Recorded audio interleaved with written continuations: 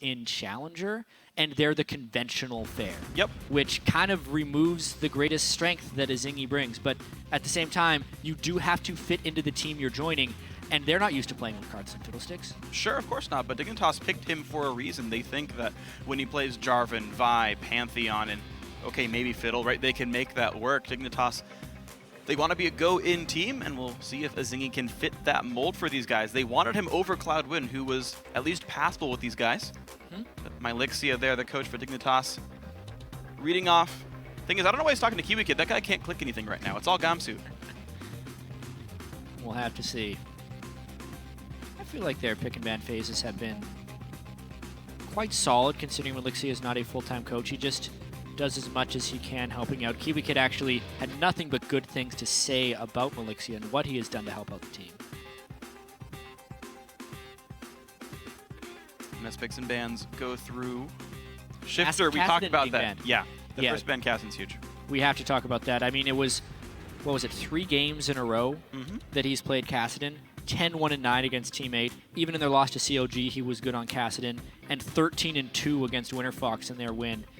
He was destroying people on Kassadin, but with that being down, I wonder if he goes to something like LeBlanc or if he defaults to Xerath. It'd be really interesting. Or does he find another assassin? Does he play Zed or Talon or something suddenly and you know, get these big plays? Team SoloMid, they banned the Thresh away.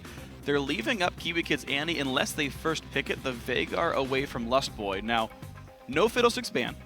I will mention that in case Zingy does play it. So, is that a thing? Would people ban Fiddlesticks in Challenger against Team SoloMid Darkness? So, TSM Darkness got, they went 1-1 against CLG Black, and Fiddle was banned both games, I believe. He did not go to his Karthus. He played Vi and Pantheon then. And then they played against TDK. They didn't ban Fiddlesticks. He didn't play it, and they got 2-0'd. So, fair enough. Every game they could have banned Fiddlesticks, or could have played Fiddlesticks and didn't, they lost. If that even counts as anything. The Karthus manner. Lysandra makes sense in the first pick right here. One of the highest winner champions in the North American LCS. Sorry, I just got excited. Why not? 13-1, you can see Lysandra in North American LCS. Of course, TSM is the only team to have beaten Lysandra as well. It would make sense for the Annie. Yeah. The Karthus would be stylish as well as potentially good for a Zingy. I expect the Annie, I think they're going to be going with something like Vi here. I think Annie's Sivir would just make more sense being their contested champions. They're strong. They're things that Dignitas likes to play. It again makes you wonder why Thresh was banned, unless they're trying to make Dig pick Annie here and there's something else good coming soon for TSM.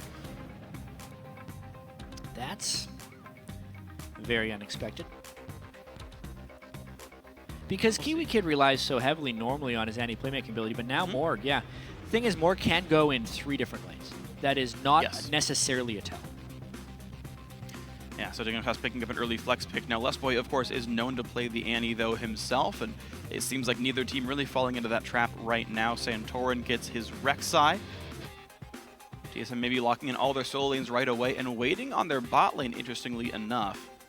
They do know they're facing Graves. I've heard different players say different things about how he fares in various matchups. But TSM, just in opposite order, basically have picked their top 3 players. And TSM has also just kind of picked power picks here. There's no counter picking going on, and there really won't be that much counter picking going on by the end of it. They had a decent idea that they were against Graves Morg bottom lane. Yes, that could have flexed, but they could have very easily done that here. Since they had already decided to pick Bjergsen's champion, Maokai is a generalist pick as well. Why not just make sure they get the composition they want? Well, this could be the time we see Hecarim actually succeed in the top lane, though, if they go for this one. That said, Gamsu really well known for his Renekton play. It will be Vi for Azingi. That's been one of his more successful champions, though. And we still keep Morgana as flex. Yeah, not too surprised there by Dignitas' picks. It does seem like they're picking for comfort, which can be a good thing, but having the support and AD carry pick, especially since they're both utility picks there for TSM, saved for last, they still complete their team comp very well with those 2 picks. The Janna for the disengage on Renekton and Vi, as well as the Sivir just for general initiation because they have very good follow-up with Maokai and Lissandra. Well, you asked what Dignitas is going to play in the mid lane now that Kassadin is banned, and it looks like that champion's going to be Ezreal here for Shifter. So back to a more disengagey, long-range, safe-style champion. And against Lissandra, I can't say I fully agree with that pick. It feels like the ability to engage from TSM could run right through that Ezreal. After all, he does just have the Arcane Shift to get away, and TSM's going to be able to close more distance than that. I absolutely agree that they can get in really cleanly, and also keep in mind that Dignitas have also committed one of the big cardinal sins of a double AD comp, which is running an AD top and jungler as well. So you've got a mono damage team from Dignitas outside of Ezult and Smoke Bomb and support Morgana. So I am a little bit concerned for them, but you know what? Dignitas have been playing fairly well, and they think Azingi's going to be improving them, as TSM with this game can hold on to first place for sure. Yeah, Locodoco giving the last few bits of advice to that team. I'm pretty sure that after every single pick and ban phase, he tells them, "We got this one in the bag," and he walks away. This time I tend to agree based on the team composition, though. Yeah, well, we're going to see if that's going to happen. TSM could look pretty good on this one. Locodoco and Mylexia leave stage, and we're going to get ourselves ready for the game. So you guys have all seen the team comps. Now let us know who you think is going to win this one. Tweet hashtag TSM win or hashtag DIG win to @LOLesports. Vote for your favorite team or the one you think is going to win. Both are acceptable. Yeah, that's true. Oftentimes I feel like they're mainly just tweeting their favorite team. Which tends to be TSM more than not. You think? By the crowd reaction typically tends to be. Guys, we are getting ourselves into the game. Here we go. Number 4 of the day. And we are starting off right. Because it's a pause. This gives us time to talk about these teams a little bit more then instead. So yeah, Azingi, as the new player setup, is running into just a few hiccups here. You could see they were unpacking his keyboard for the first time. He had to have the sealed copy of his keyboard right there. And I imagine it is a technical issue related to one of those things. But yeah, I mean, we can keep talking about, I'd say the team compositions right now, because there are still ways that Dignitas can play this in order to pull ahead with the double AD composition that has Renekton, and it basically has to come from overwhelming lane victory, in my opinion. Yeah, I think so too. Dignitas gonna hope that works out well for them. However, TSM, they are playing something unusual for them, not unusual for the LCS, but it's Bjergsen's first Lissandra game, and he says, guys, we don't want to fall into bad habits. We want to make sure we keep improving every single time we play. It's more just when you have been complacent before in the past, you can really catch yourself like, oh, am I doing this again? Why am I not like waking up on time? Why am I not perhaps like not eating before a scrim set or something? So we try to catch each other as a team constantly and talk to Loco about like, what are we doing? Are we being complacent or are we practicing at a top level? And games like this are ones you don't want to be complacent about. It's a game you expect TSM to win with how far above Dignitas they are in the standings. Yeah, and they definitely did have a small bit of complacency in their game against Gravity back in week 4 when they did that, you know, Zed with 7 offensive items from Bjergsen, and they ended up dying a whole bunch of times. But yeah, we are back into the game. All right, we are back in on this one. And curiously, if we can hover over this Vi, she has 26 ability power. Now, Ignite is not on cooldown. That's not the reason. Oh, dear. That is ability power, Quints, and Glyphs on Vi. So what happened there was Azingi loaded into the game with the wrong runes. However, I believe because the rune check would have been done, you cannot remake the game if it is your own fault for going in with the wrong runes. If there is a bug determined that makes you go into the wrong runes, you can't. But this time, he does have the wrong runes in this game as Vi. Not the best place to start in the LCS. Dignitas preparing the level 1 again. They did this against CLG. This time to less catastrophic results, though. And Lustboy loses a whole lot of health. And Kiwi Kid just got himself either 15 gold for that one. So, hey. Now, Azingi, I think, is just following in the footsteps of the late, great Hotshot GG, where in the very first LCS game ever, he played against TSM with no runes at all, and they won that game. Is that the secret? Yep. I'm very interested to see how he can even sustain in the jungle as an AP start on Vi. This would have been like his Fiddlesticks or Karthus page, pretty much. Yeah. I mean, he had one ready. He clearly knew he could have played the champion. So the E does have an AP ratio. In fact, it'll do 18 bonus damage per cast. So his AoE is going to be real good later on in the game. But for now, he's in trouble. This is not something TSM is going to realize until they see him. They will know there was a pause for a technical issue of some kind, but they obviously won't know the reason. I wonder if we'll see Santorin get to walk over this game a little bit, knowing the other jungler is so handicapped here. Right now, standard clears, though. Vi tends to run attack damage and attack speed for those pages, so does punch weaker than normal. But, you know, so far so good. Vi, one of the, let's say, safer clearers thanks to that passive shield. And that aforementioned E bonus damage, he did learn at level 2. It is just so slow, though. I mean, look where Santorin is in his jungle right now. He'd already cleared 2 camps. Krugs were taken elsewhere, and he's already made it to his blue buff, whereas Zingy with the same 2-camp clear is a good 10 to 15 seconds behind. But we know how that is. We're probably going to have to focus on the rest of the map. Santorin should have a big edge. Yeah, so we have gotten ourselves into standard lanes. Shifter 1v1ing Bjergsen in the mid lane. This used to be one of the big marquee matchups in the North American LCS as well, where Shifter was one of the players that could really challenge Bjergsen's throne as best mid NA. Yeah, Shifter's definitely had a decent-sized fall-off since he had the amazing Deathless KDA type games, especially in his CS. I mean, if you compare amongst mid laners this year, CS at 10, Bjergsen is the #1 mid laner at 83, and Shifter is the #9 mid laner at 71. It's a very big difference. So picking Ezreal and Dignitas needing to win this early game / laning phase heavily in order to win the game puts them in a pretty difficult position. So they can keep their heads in it, and Dignitas can maybe get out of these lanes. We look at the rest of the matchups, and actually, they're kind of all pretty grim right now. You can look at the scoreboard down there. Renekton of all champions, curiously, actually behind just a little bit under Dyrus, but he's pushed in, so you expect that to go back up. But their bot lane, CoreJJ and Kiwi Kid, a lane we have actually complimented many times for their laning plays. Maybe they turn it around here. A little bit of a trade, but they're down 9 minions early game. I've actually seen this bottom lane matchup fall in the side of Sivir in really good Sivir players because they can spell shield the buckshot and then try and out-trade that way. Wild Turtle and Lustboy have not been typically strong laners in the NALCS thus far, partly because Wild Turtle takes bad trades and partly because Lustboy is very committed to roaming and helping the rest of the map. That's true. This one will be currently in the favor of Wild Turtle, but there's always kill pressure when you're against Kiwi Kid and CoreJJ. We'll see how much pressure as well the Vi and Rek'Sai can put in as this game goes on as well.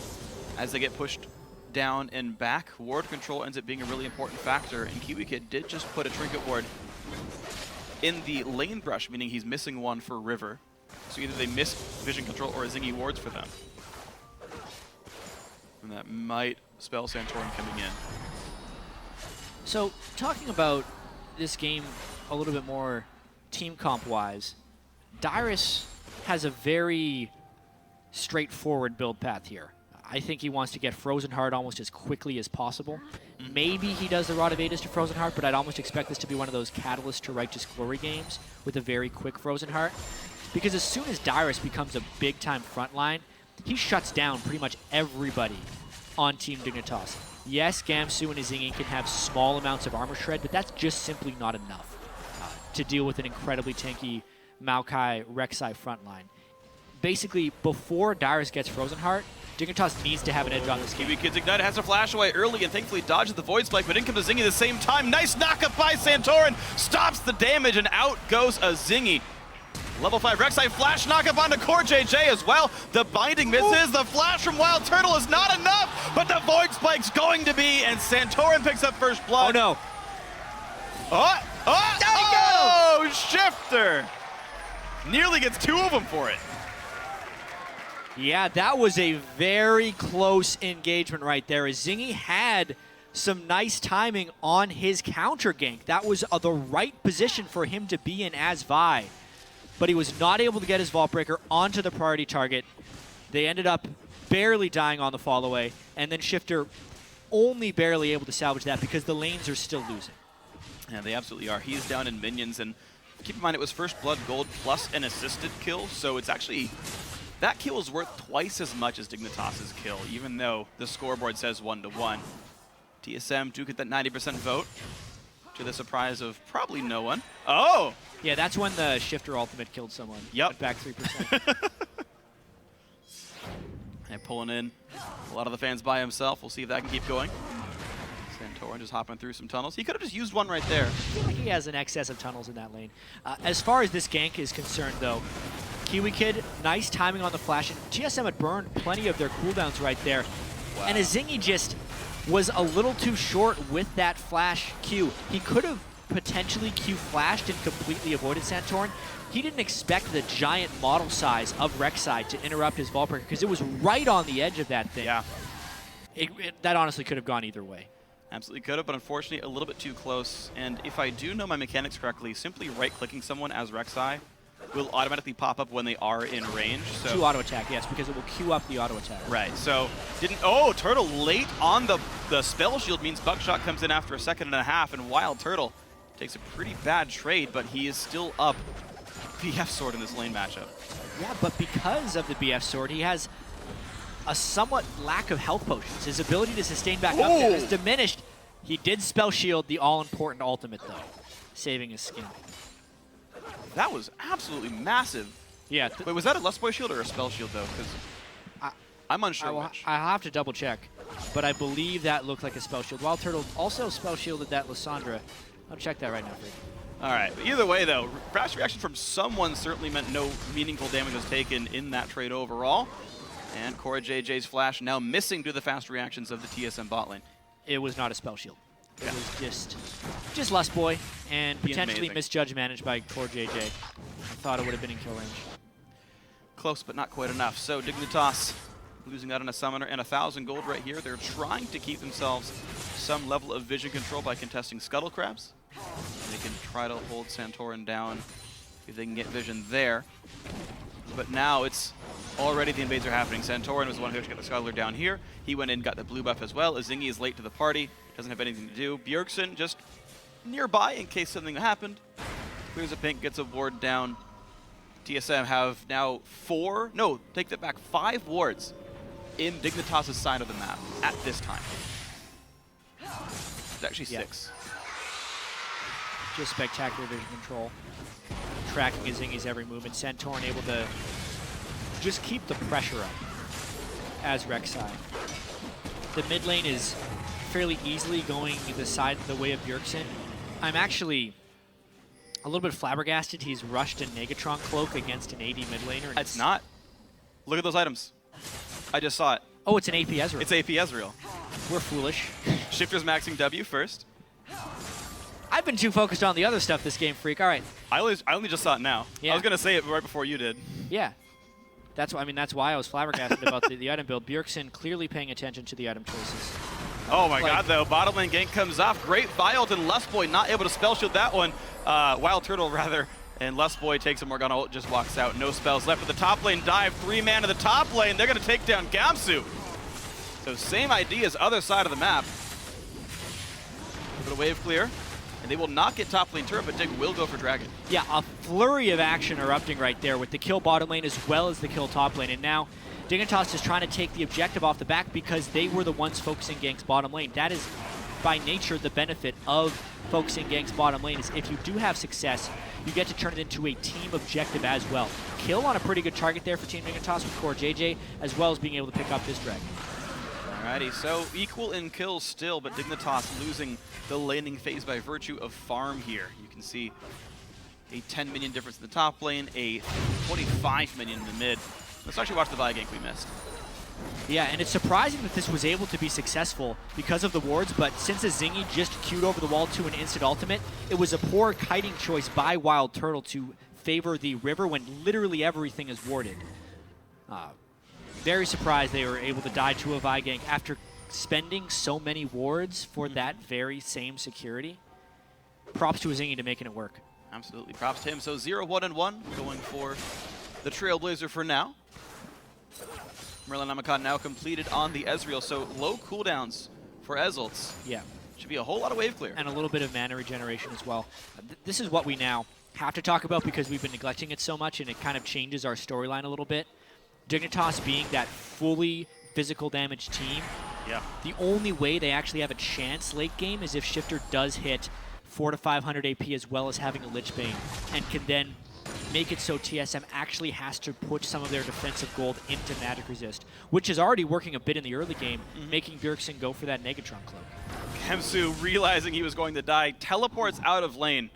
Recall wouldn't have been enough. We will lose the turret for it. All the same, I think Ezreal still not going to be enough. They will knock it down. So the roaming from Santorin and Bjergsen. Now again, the ulti, nice spell shield blocks Morgana Soul Shackle, and the counter engage is here. No TP, of course, from Gamsu means Core JJ is going to die to Wild Turtle. 3-2 in this game. Really nice job by Dyrus to teleport right there. This is actually one of the few games where Dyrus gets a lot of attention, ganks top lane. The second time they sent 3-man ganking top lane, Gamsu teleports away. The first one was a kill, and this allowed Dyrus the freedom to have the teleport edge and get that kill. Santorin from behind the jungle. Hold on, though. The ulti is not going to be up from Lissandra. Now, can Azingi survive? The answer is no. Bjergsen could go for a 2-kill here. Jumps by just in time. 50 health left on Shifter. Wow. The sustained damage there with the max Q on Lissandra like everyone does to kind of turn that one around. Bottom lane gank, though, we'll just get to see kind of the overexposure by Dignitas right here. Kiwi Kid flashing in because they thought they had the 3v2. However, it was a 3v3 with a very large top laner. Core JJ had also overexpended himself. Kind of lucky to not lose Kiwi Kid in that one as well. Great teleport time. And this game is actually getting out of hand pretty quick. It is. It's 3,500 gold up at 13.5 minutes. That's a pretty decent margin here for TSM.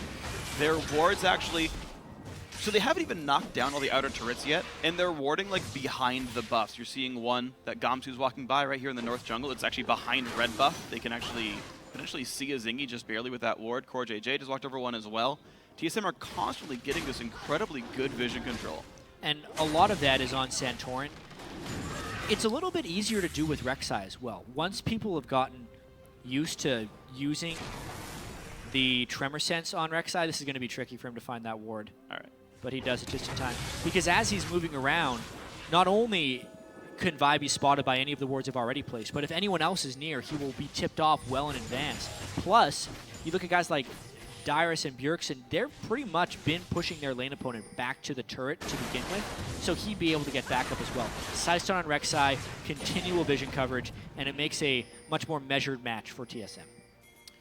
4,000 gold now. Since we last checked in, these guys absolutely destroying the bot lane. Not going to get pressured too easily. Azingi standing on a ward as he does this. Dyrus, thanks to the wards of Santorin, is safe to push in this far. Like basically underneath tier 2 turret. He's not being pressured. More wards come out. Lustboy's been rotated top lane. There needs to be pressure elsewhere on the map if Team Dignitas wants to save off this Gamsu camp that is basically happening. It's very smart of Azingi to be bottom lane here, since he is the weaker jungler right now, to avoid the enemy jungler and apply some lane pressure. So Wild Turtle Lustboy, they left the lane without really clearing the wave enough, and it allowed Dick to push back in. Gamsu now going to go for the fight up against Dyrus. The minion wave is getting cleared on both sides.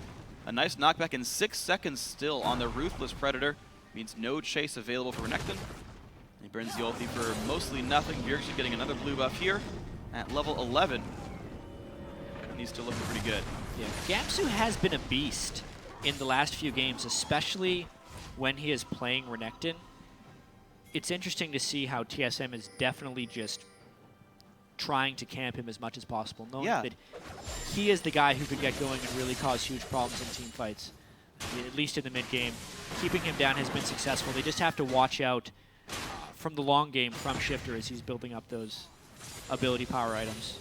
Yeah, he's building best he can, missing a little bit of minions just because it's a bit harder to CS under turret as AP Ezreal. Your Q is on a higher cooldown, has less base damage, you don't have any attack damage in the first place, but the build seems to be strange. We're so used to seeing the Trinity Force Muramana Ezreal that we just all assume, I assume, good laner, we're AD just going to champion, see that whatever. again. I want to see if it's Lich Bane. It has to be. Well, I mean, obviously the Sheen's going to turn that at some point, but I wonder if that's just next is all. If he went Morella Nomicon to an Iceborne Gauntlet, I would be so angry. Oh, doesn't quite land that one. Santorin is safe, and he knows Dignitas is over the wall over there. That was so clever there by Santorin, though. One thing that people love to do against Rek'Sai is get into a brush and then stand still, because Tremor Sense will not reveal people that are not moving, especially since they're on top of a pink ward. The fact that he recognized that was a hole in his vision just to shoot something in there and make sure they were still there, I find really impressive. Santorin's playing great this game. Gamsu has teleport, but the War Control's here for TSM. There will be no contest for the Dragon, just a true shot barrage. Now top lane is being pushed all the same, so Gamsu might knock down a turret, and in fact he will. So TSM's first Dragon will get traded in for this outer turret that fell down. So Dignitas still doing well to trade, but we're not able to push mid out despite no one there defending.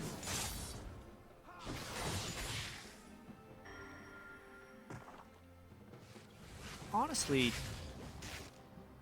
the fact that Team Dignitas has been able to pick up 2 turrets here is very good for their chances. The game was kind of running away from them when it was 2 turrets to 0, since they had been getting pushed back so heavily in lanes. But because they've been pushed back in lanes, the fact that turrets are 2 for 2 right now speaks to some sloppy wave management there by TSM. I'm very surprised they allowed Gamsu to get that return turret after being so heavily pressured through the early game. Yeah. Well, speaking of pressure through the early game, though, Bjergsen has managed to keep Shifter's turret very well pressured. It's nearly dead, and Shifter hit 200 minions at almost exactly 18 minutes. Definitely one of the faster marks we've seen in the North American LCS. He hasn't been under any pressure at all. No kill threat, no ganks seem to be attempted, and Bjergsen just hasn't missed any minions as a result of that. And you're right, there's the Frozen Heart into Righteous Glory for Dyrus, by the way. That is the build after all. Yeah, he made it to his Frozen Heart. Not as important because of the AP Ezreal, but I would still say it's quite significant, since it is not much mixed damage coming out of the jungle either. It's pretty much 3 full physical damage dealers and just the AP Ezreal and Morgana for magic damage.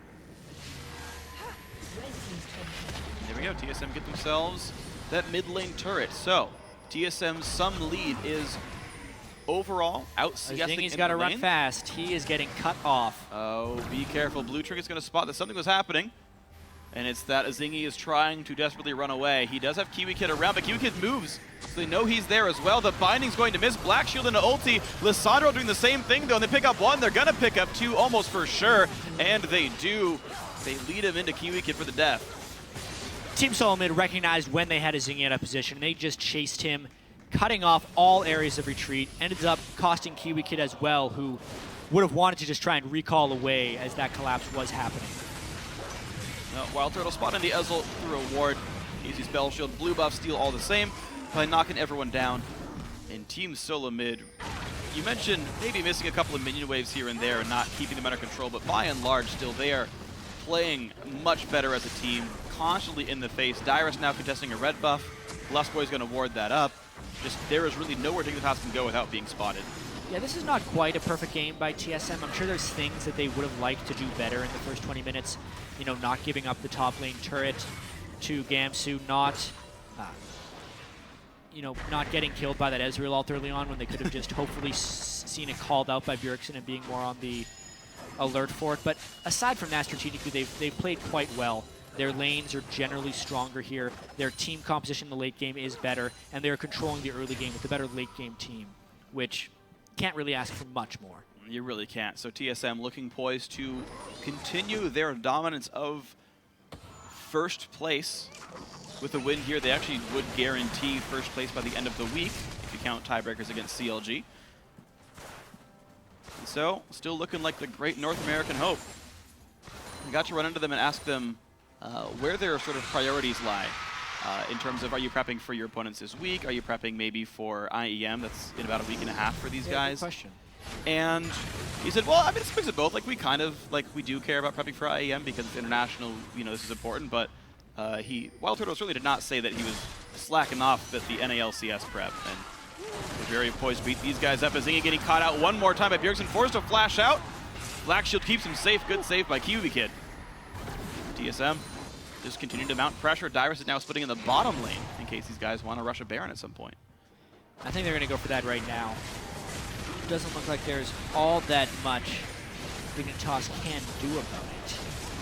Jeez, I mean, Kiwi Kid could ward and they could teleport in with Gamsu, but even that would be pretty dangerous. They know Azingi's gone, so the threat of a steal is low. Shifter's ultimate did come up, though. He's got to shoot it off to try and steal. He's going to try. No, not going to be quite in time. Good smite at about 600 health from Santorin means Baron at 22 minutes goes to Team SoloMid. Yeah, this game could actually be over sooner rather than later with the way it's moving along right now. Dyrus reaching his tank items. Bjergsen reaching some major item spikes as well with Morellonomicon and Zonya's finished. Plus the catch potentially have with Wild Turtle. They're in position to make some big power plays now. And the cool thing about these guys is those 3 melee minions have 80% damage reduction to champions. So Shifter's Lichbane, or even the ultimate, they would wave clear well. Lichbane gives him 180 bonus damage on his Q, or anything that has a trigger on it, but just simply can't kill the minions off if someone for TSM are babysitting them. And we'll see what they actually try to do with their gold lead. To talk a bit about the TSM story and where their focus is, honestly. I mean, we've seen through their show TSM Legends as well that it's kind of all about the long game and overall team improvement. While yes, it's important to win week over week, it's more important that they're always improving as a team. The episode they actually had, whoopsie daisy. The episode they actually had last week showed Reginald after that game they had against Gravity, which was very sloppy near the end. Wild Turtle flashing for a kill on the Nexus. Bjergsen building nothing but offensive items on Zed and dying a few times. Showed a little bit of messing around, trolling in the game a little bit. And Reginald said that he doesn't ever want to see that again because it leads to sloppiness and complacency, which is something they absolutely cannot have. So that's why they want to be able to make quick work of the bottom tier teams in the North American LCS and why they're not necessarily fully focused on it week to week, because it is about the team progression mindset and week over week improvement. And it is partially what we attribute the last week loss to Team Liquid as was, look, we're going to try new things out. We're in first place. We feel comfortable with our playoff position so far. Let's get new things in the repertoire. Let's make sure we're ready for playoff. Let's make sure we're ready for the World Championship. Let's make sure we understand what Hecarim top and Victor mid do. Bjergsen playing his very first Lissandra game this year, this game, and the amount he's roamed out of lane helped Dyrus, something else new for TSM, get Dyrus rolling. Yep. This part of the TSM let's learn new things strategy is working. Oh, nice. Man, Santorin. That was rude.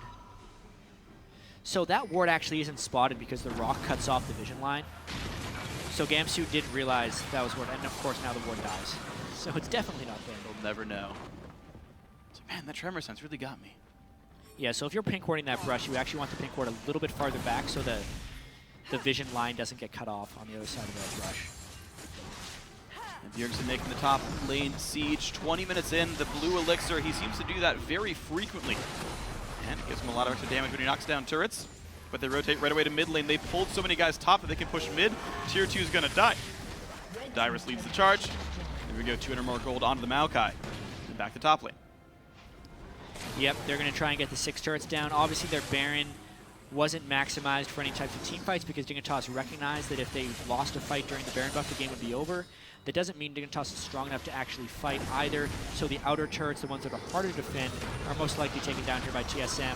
Dignitas has to run. There's the try to engage. They're going to find a whole lot with Lissandra and Maokai. 1 casualty so far, make that 2. TSM fighting under inhibitor turrets and making Dignitas run away. This turret's going to be now a quick claim for TSM as they wave clear some minions away. There's turret number 6 and kill number 8. Yeah, Dignitas was hoping to maybe bait a fight that stretches into their inhibitor turrets where they can use the vast power of that laser to take down some of the tanks, because right now their champions certainly aren't strong enough to do so. Wasn't quite enough, though. They died before they could really get to safety. Here we see Dyrus just jumping in with Righteous Glory. The pile-on team composition. I mean, this is what we saw in Champion Select.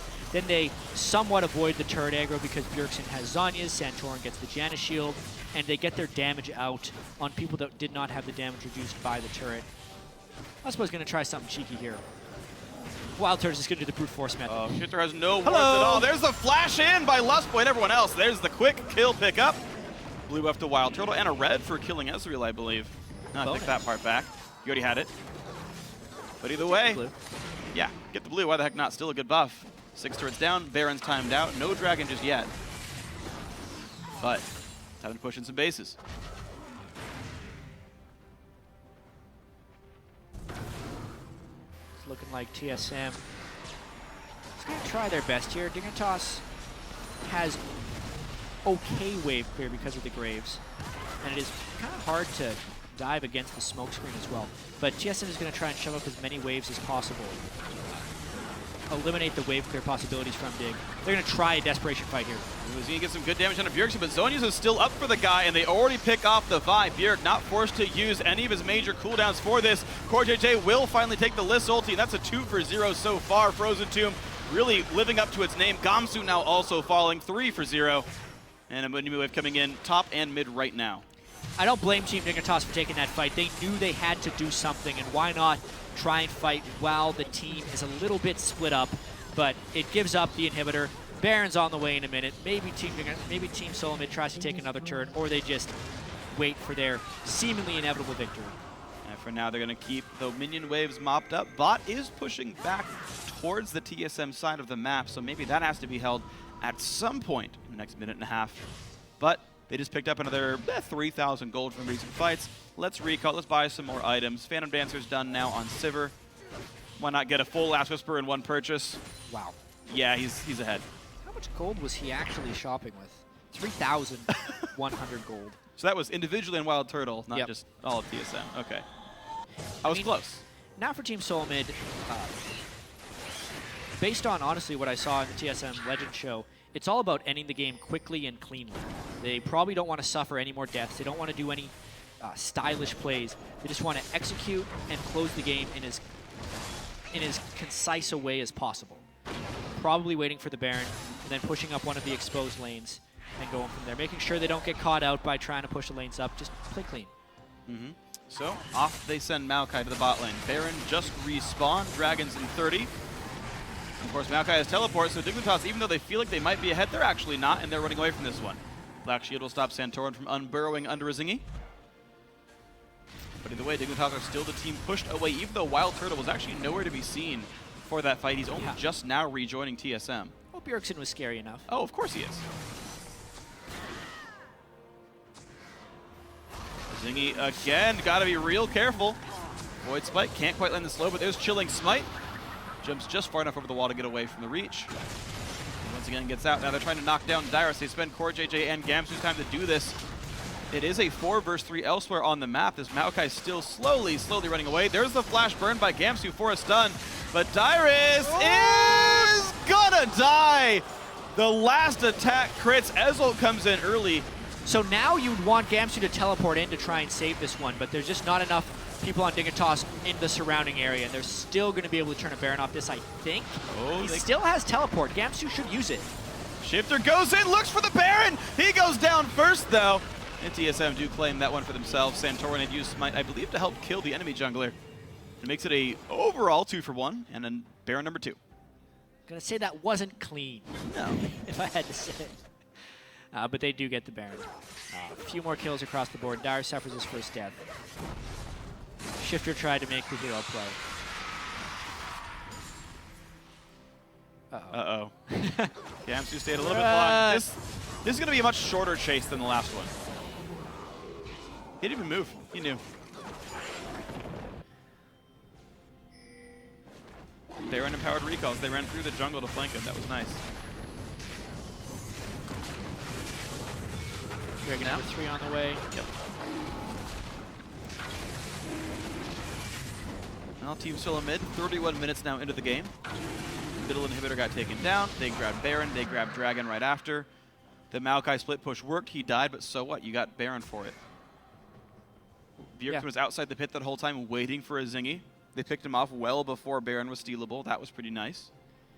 Bjergsen with the Baron buff as well as a death cap completion puts his ability power at 751. On the Lissandra, very little magic resistance has been able to be bought by Dignitas.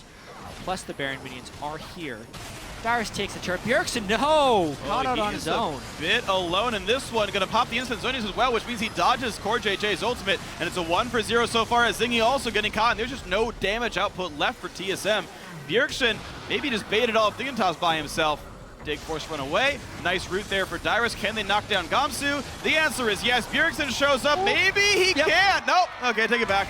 Double kill for Dyrus. Shifter getting chased by Santorin. He might just die. One more attack. No, he's gonna heal.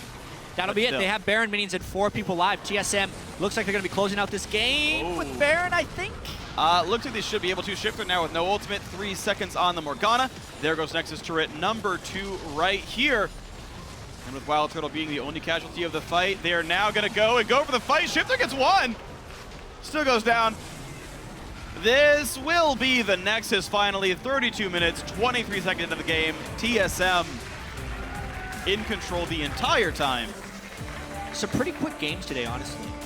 A lot of these North American teams have been able to end the match in a fairly quick fashion. This one by TSM, it showed them being in control for the majority of the game. Obviously, a lot of that came from the strength of Bjergsen.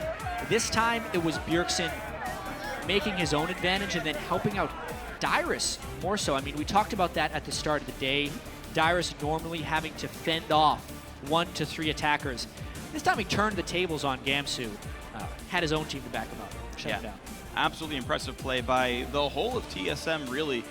Wild Turtle with a lot of very clutch spell shields. The one where he blocked a Flash Soul Shack was very impressive. Lustboy with a clutch shield to block a Graze collateral damage earlier on in the game. Just the small mechanical plays, very nice by TSM. Bjergsen's roaming, as you mentioned, very good as well.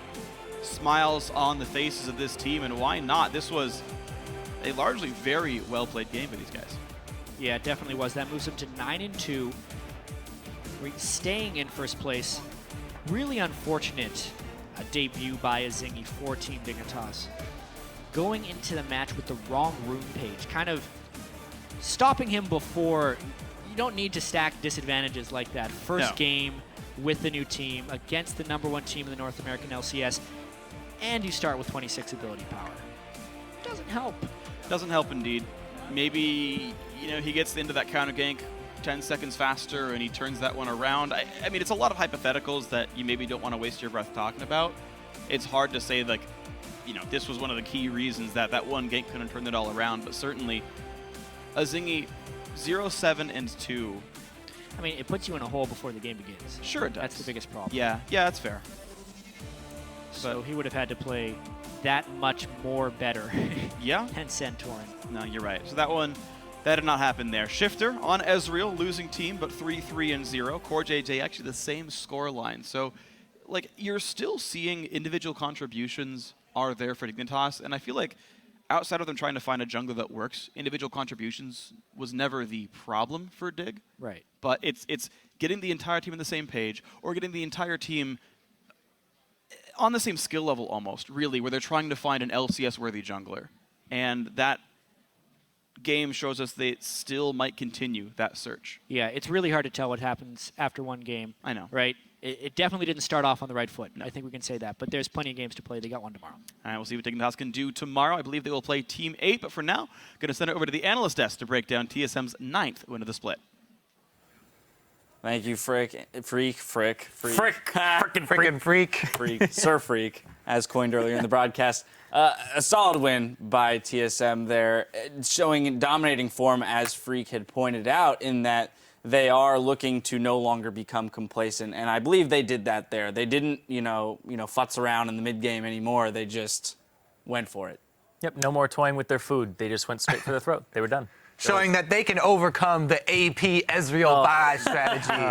And that's an unfortunate thing. I mean, we have to take that into consideration when we look at this loss for Dignitas, is the fact that they had, an AP Vi in the jungle. She comes out of the jungle with no wards after her first back because she can't even clear enough camps to get that vision control, and is playing from a deficit the entire way through the game. Honestly, I feel so bad for Zingy for his first game in the LCS. Not only did he already have to go up against TSM, the #1 team, but he has to go up against them on Vi with AP runes. I've done this before. when you forget to switch rune pages. It's a terrible experience trying to clear early with AP runes. And on top of that, like their team, they Talk to me, Kobe. Talk to me about their team. I feel like they were in Champion Select and they got down to the last pick and they picked in Ezreal and then they're like, oh, we don't have any AP, guys. And Shifter was like, I got this. Don't worry. I'm going to go AP Ezreal. And Ziggy's like, yeah, me too. I'm going to go AP too. We're going to be fine. But like, even if you're planning on going AP Ezreal this game, not. Once you see Lissandra and Maokai and picking that into, they went into this game with a really, really, really steep hill to climb. Exactly, yeah. Try and come back. There might be a time and a place for an AP Ezreal, but it is not against a Maokai and a Lissandra because you're forced to be more aggressive with Eing in and being in range for Ws. You also can't burst anybody either. And even if there is a squishy, Maokai's going to make them less squishy.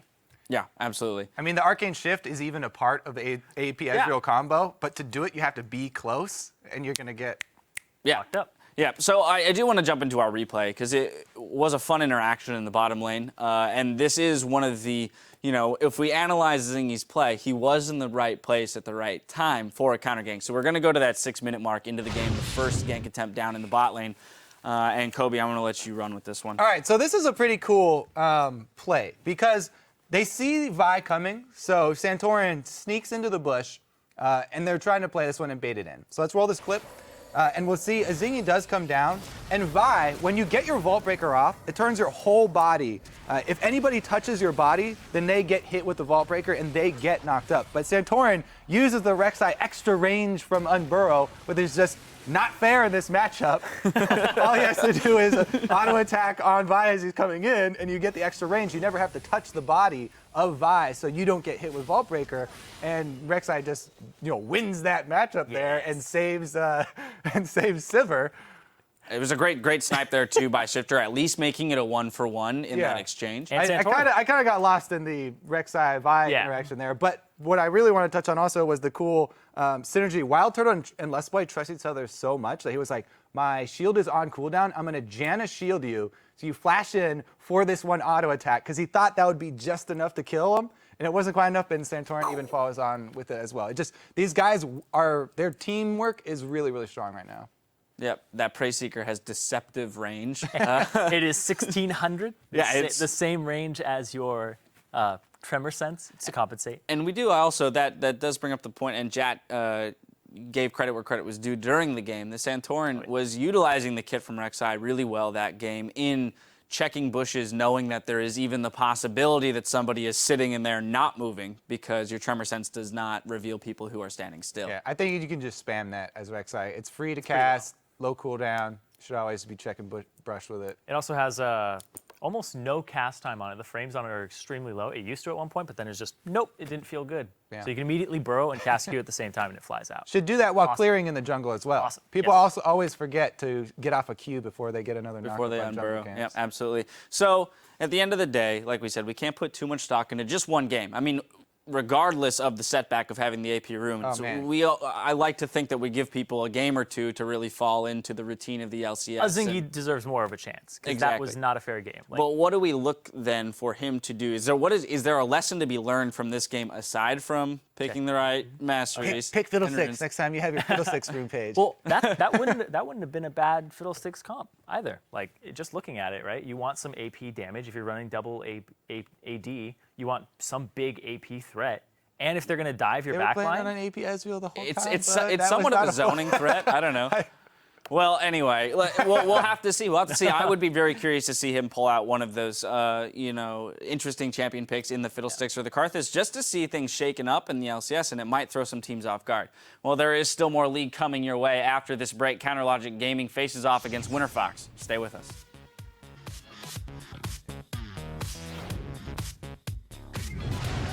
Guys, we're gearing up for our next match. It's Team SoloMid versus Team Dignitas. Level 5 Rek'Sai flash knockup onto Core JJ as well. The binding misses. The flash from Wild Turtle is not enough to engage. They're going to find a whole lot with Lissandra and Maokai. One casualty so far, make that two. TSM fighting under inhibitor turret. Take a Zingy, kill a Zingy. I'm hurting Earth. As ulted. I'm going for core. Rin. Morgana ulted. Gonna pop the instant zonies as well, which means he dodges Core JJ's ultimate, and it's a 1-for-0 so far as Zingy also getting caught. TSM in control the entire time.